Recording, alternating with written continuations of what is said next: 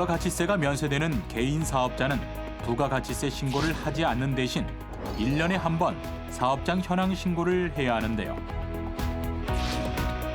2016년 귀속 면세사업자 사업장 현황 신고 안내 지금 시작합니다.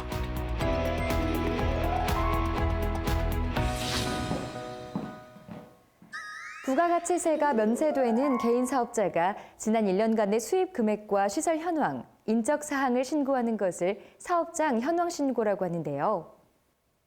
신고 대상 사업자는 오는 2월 10일까지 홈택스로 전자신고하거나 관할 세무서에 사업장 현황 신고서를 제출해야 합니다. 신고 대상은 병의원을 비롯해 학원, 농축수산물 판매업, 대부업, 주택임대업 등 부가가치세 면세 사업자 약 73만 명입니다. 다만 과세 자료에 의해 수입 금액 결정이 가능한 보험 설계사와 음료품 배달원 등은 신고 대상에서 제외되며 계산서나 매입 세금 계산서를 수수한 경우에는 매출, 매입처별 계산서 합계표와 매입처별 세금 계산서 합계표를 사업장 현황 신고 시 함께 제출해야 합니다. 국세청은 이번 신고부터 홈택스 사업장 현황 신고 도움 서비스를 통해 신고 도움 자료를 사전 제공하고 있는데요.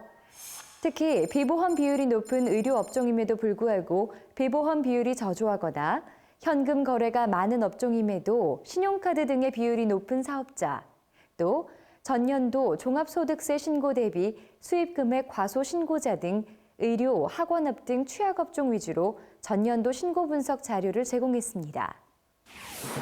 국세청은 또 신용카드, 현금 영수증, 전자계산서 발급액 이외에도 이번 신고부터 인터넷 쇼핑몰을 통한 오픈마켓 등의 매출액 자료와 주택 신축 판매업자의 분양 자료를 추가로 제공하고 신고 도움 자료 사전 제공 대상에 해당하지 않는 사업자는 기장 의무별로 신고 방법과 신고 시 유의사항을 안내하고 있는데요.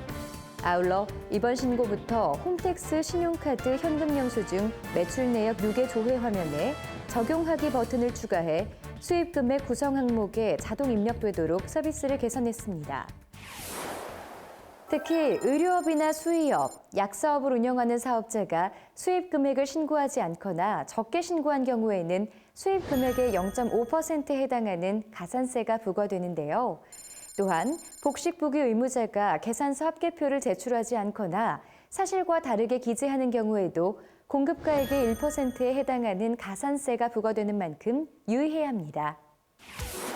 아울러 주택 임대사업자의 경우 임대 수입이 연간 2천만 원 이하인 경우에는 2014년부터 2018년 귀속소득세는 비과세되며 2019년 귀속분부터는 종합소득에 합산하지 않고 분리해 과세되는데요. 다만 종합소득 산출세액이 더 작은 경우에는 종합소득 과세 방식으로도 선택 가능합니다.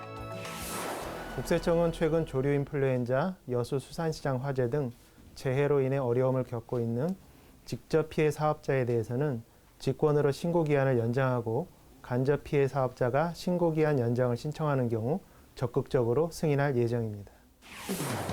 따라서 신고 기한 연장을 희망하는 사업자는 오는 2월 7일까지 국세청 홈택스에 접속해 신청하거나 국세청 홈페이지에서 기한 연장 승인 신청서를 내려받아 작성 후 관할 세무서에 우편, 팩스 또는 방문 신청하면 됩니다. 국세청은 사전 안내한 사항을 사후 관리 중이며 종합소득세 확정 신고 이후 신고 내용을 분석해 불성실 신고자는 정밀 검증할 예정이니 성실하게 신고해 주실 것을 당부드립니다.